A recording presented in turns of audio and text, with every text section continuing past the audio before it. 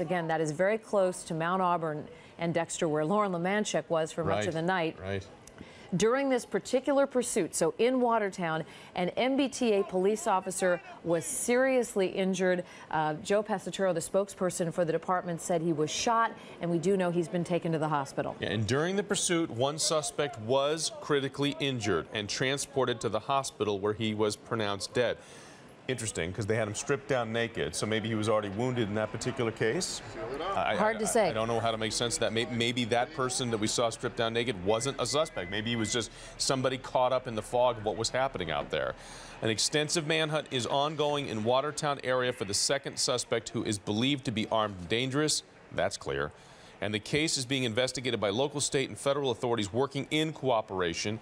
The Massachusetts State Police Bomb Squad is assessing and removing any potentially explosive device that may have been thrown onto the streets in Watertown by the suspects. And in fact, folks that were calling our station and telling us, kind of giving us a blow-by-blow of what was happening, they said that there were devices thrown into the street that exploded, and some of them did not explode. That makes perfect sense. Now it's all coming together. Yeah, so tonight we know that one of the suspects is dead and the other is still at large, which would explain the urgent response that continues in this big section of Watertown. Now we're getting into the morning hours. Still dark outside, but this has been going on since 10:20 tonight, when the initial report came in that a police officer had been shot on the MIT campus and that the campus was in lockdown. 2 hours ago, the FBI put out the enhanced photographs of the two men they believe are prime suspects in the deadly bombings at the Marathon on Monday. Earlier, they'd released the video and photographs of these two men together and separately.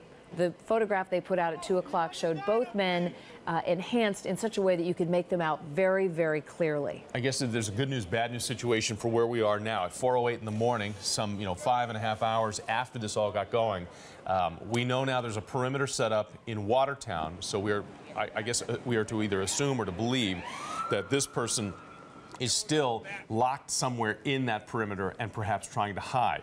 If that's the case, then at least now we know it's a confined space. We know they're not going to let vehicles come in and out of there, so this guy's not going to drive out, so he's on foot. If that's the case, then they have to go door to door and try and track this guy down, find out where he's hiding. And clearly, I mean, from all the shots that we have heard, for some of the gunfights that were caught on tape, the explosions, I mean, there's some obviously reason for them to be very concerned and very apprehensive about this particular search that they're about to conduct. I'm sure they've already been doing it.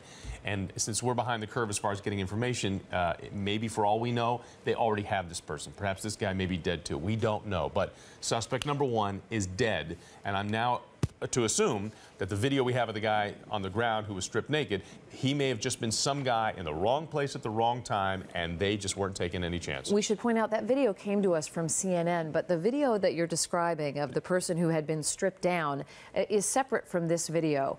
This is someone who they put in a car, and we can actually show you that at some point while we're talking here.